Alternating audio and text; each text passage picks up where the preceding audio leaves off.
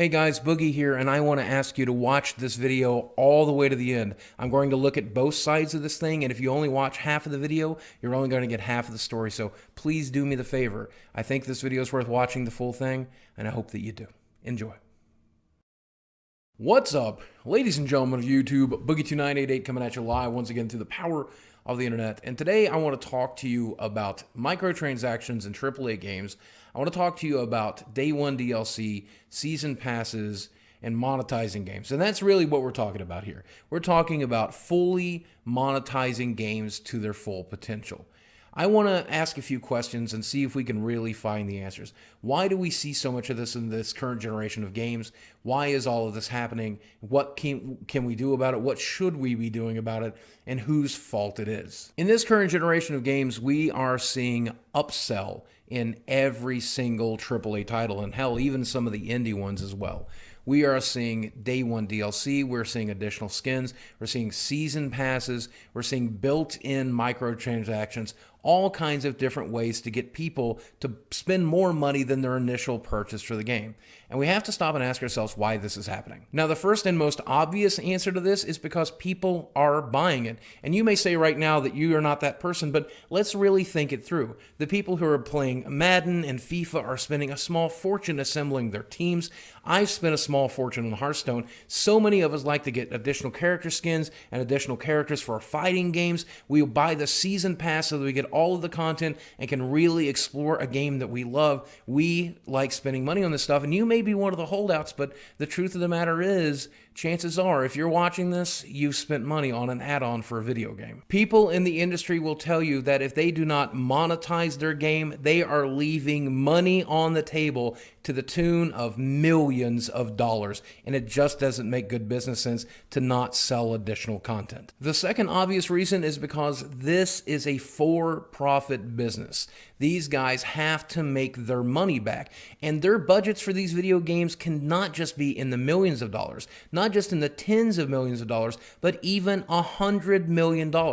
Destiny was rumored, in all the time that it took to make it, to cost them $500 million in total for marketing and everything else. Now, right here in the United States, a brand new video game is going to cost you right around $60. But the company that made that game is certainly not going to keep that full $60. If you buy it from a retailer or a store, they're going to take a small percentage. There's licensing fees to publish it on Steam or Xbox or PlayStation. If it was published by a publisher, they're going to take a chunk. In fact, a company is fairly lucky to get half of that initial sell put into their pockets when it's all said and done. So if your game was only $30 million to produce, and that's actually really inexpensive for a lot of AAA games, you need to sell 1 million copies just to break even. If you want to make a reasonable profit and double your initial investment, well, then you're looking at selling 2 million copies, and 2 million copies is certainly not a guarantee for this generation of consoles. And for you PC Master Race people who are saying, well, just publish it on Steam, the truth of the matter is there's a lot of competition on Steam, and selling 1 million copies there is a hell of an achievement too. Now, it used to be, if you didn't hit your sales target, you were just screwed. You took a loss on that game, and that's just how it was. But now that we've come up with DLC, now that we've come up with add-ons and microtransactions, there is a way to guarantee that even if your game is not well received, gets bad press, and flops for some reason and doesn't hit its sales target, you can still recoup a lot of that money. So the truth of the matter is, a lot of these AAA game companies are adding this stuff to their games simply because they know that it will sell and it'll guarantee them some of their money back even if their game ends up in the bargain bins. And I don't think we can really get mad at those guys. The truth of the matter is that AAA budgets are going up and up and up, whether it's because they're generating brand new graphics and brand new engines for different gaming consoles because it takes more and more people to throw together those games, or just outright incompetency and mismanagement. These games are getting really expensive to make. Meanwhile, the initial price of a video game is right here at $60. The same way it was back in 2004. Hell, Nintendo 64 cartridges used to run you $80. Hell, when you adjust for inflation, $60 today was about $47 for the purchasing power in 2004. That means video games have actually gotten cheaper since then. Do you remember back when the PlayStation 4 and the Xbox One were just getting announced a few years before they came out? A bunch of rumors circulated that video games were going to jump from $60 new to $80 new with the next generation, and that didn't happen. It's because market research showed consumer backlash. You and I bitched enough to where they were afraid to do it, and they decided they would find another way to get us instead. And that's how we arrived to here. This is everything that's led up to it. They've got big budgets, they've got to make their money back, and they're going to milk consumers that don't mind this stuff for as much as humanly possible. And that's all well and good until you consider human greed. No video game company in their right mind only wants to make their money back. They want to double that investment or triple it or quadruple it. Hell, sky's the limit. They don't want to make just $60 or $80 off of you. They don't want to make $90 or $100 or $200 or $300 or $500. They want to make as much money as humanly possible. They want to milk you for every dime they have. That's what a business does. While it may be true that these things were born of a noble purpose to try to keep the lights on while offering the consumer choices and additional content for a game they love, this has been twisted to a disproportional amount to the point that it's actually an abomination of that initial purpose. We've been seeing companies over the last few years take stuff that they developed during the development cycle and put it behind a paywall or delay it until later and release it under a season pass, even though it could have been released on the day one. We've seen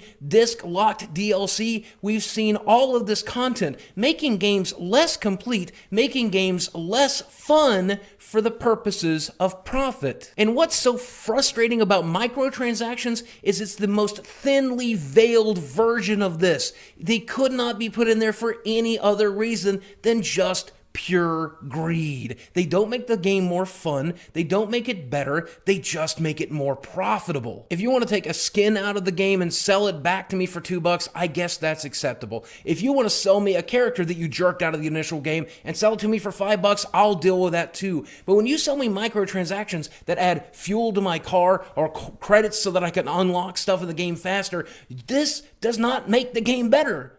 It makes it worse. And that's why we are so toxic, dear developers, when you innovate this way. Because we're not stupid. We have enough sense to know that this is the snake oil of our generation. You are literally selling us nothing in exchange for something, and often you make the video game we just purchased worse to incline us to buy that garbage. And you know what? This stuff does have its place in free-to-play games or really inexpensive titles, but for a full-price AAA title, you better find something of substance to sell us instead, or you can expect us to get mad.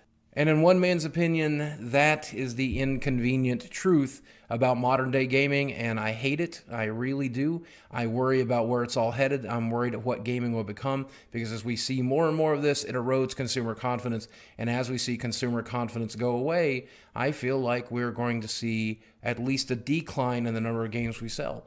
And the truth of the matter is, indie developers are still there for us, and a lot of them are developing really great games, like City Skylines immediately comes to mind, that don't have this bullshit to deal with. And I think if the crash does come, those guys will keep it from falling too far. But man, I just hope we can avoid it altogether. So, good luck. I love you guys. Thanks so much for watching, and I'll speak with you soon.